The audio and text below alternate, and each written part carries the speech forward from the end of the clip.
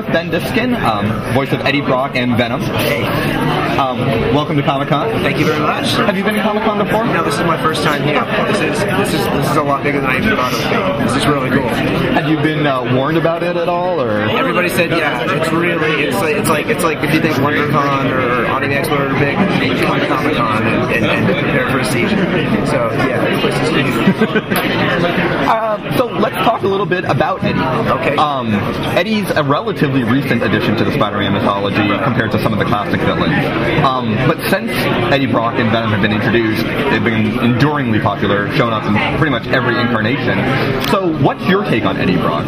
My take on Eddie Brock is that he's not just sort of an angry guy in this one. Like in the comics, he's just sort of a guy who's grouchy about everything. He blames Spider-Man for some sort of ridiculous stuff. I think they later tried to change it, retconning some to make him give him more reasons to be angry with him. But in this, there's actually an effort to make him seem like a real person with a real mental problem that gradually gets worse and worse as the show progresses, until when he finally gets the symbiote, it just triggers everything and releases all of his inhibitions and turns him into an absolute maniac. Are you taking any inspiration from Eddie from either Topher Grace's portrayal or from like the Ultimate Spider-Man version of the character? No.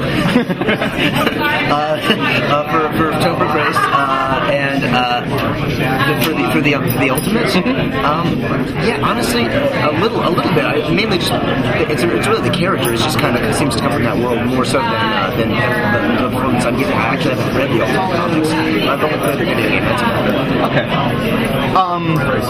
So a lot of times Venom is kind of looked at as Spider-Man's dark mirror. So where do you see either parallels or stark contrast between Eddie and Peter?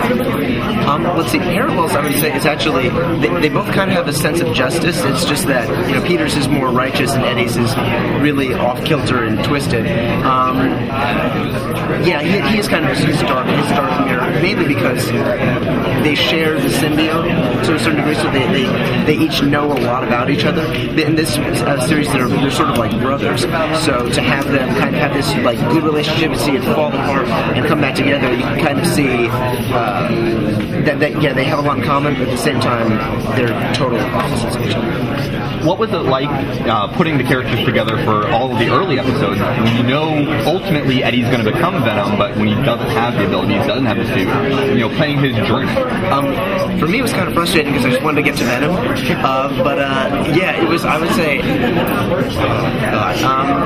not that hard. This show is very scripted out, so there were clear moments where he's supposed to show that there's something wrong with him, and it just keeps getting bigger and bigger each episode. I like the subtle things, though, that show there's something really wrong with the character. Like in the Lizard episode, instead of running away and doing what he's supposed to do, he flings himself needlessly into harm's way, thinking he's being heroic, which is really more of a sign of his own suicidal tendencies. So you actually can see like this is wrong, and it just gives you a little taste of that, and it gets worse as he gets angry for like really small things that could have other explanations, and it keeps getting bigger and bigger and bigger. So it's really a general progression. Obviously, we're going to see Venom come back after the end of season 1. Where would you like to see Venom go in the future? What would you like to see Venom do? Even though a lot of people will probably hate me for saying this, I kind of want to see a lethal protector. Just because the only reason I want to see that is because I think this show could actually spell it. The comics, I read them and I had a hard time getting through them. I'll be honest, they were pretty bad. But this show really, the writing on it is phenomenal, and the effort that goes behind the character development is really good. So I kind of like to see what their take on it would be. Where are the differences between Eddie and Venom? Once he gets the symbiote, how does he change mentally? He changes mentally mainly because the symbiote really acts as an inhibitor.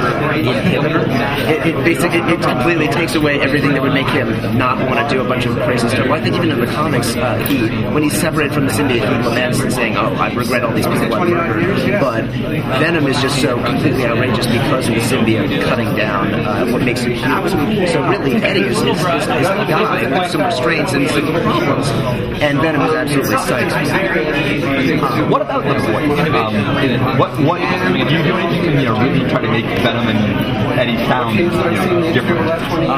They sound similar and they sound different. It's basically Eddie Brock is really just my voice deeper with more gravelly tone to it. But Venom Symbiote is two voices combined into one. One is me doing Eddie Brock's voice, and the other one is me freaking out doing this bizarre alien voice. And then they loop the tracks together, so it has sort of a dual voice effect to it. So obviously, then you can't just give us a few lines of it. I can't do Venom at all. No, you have to use your imagination.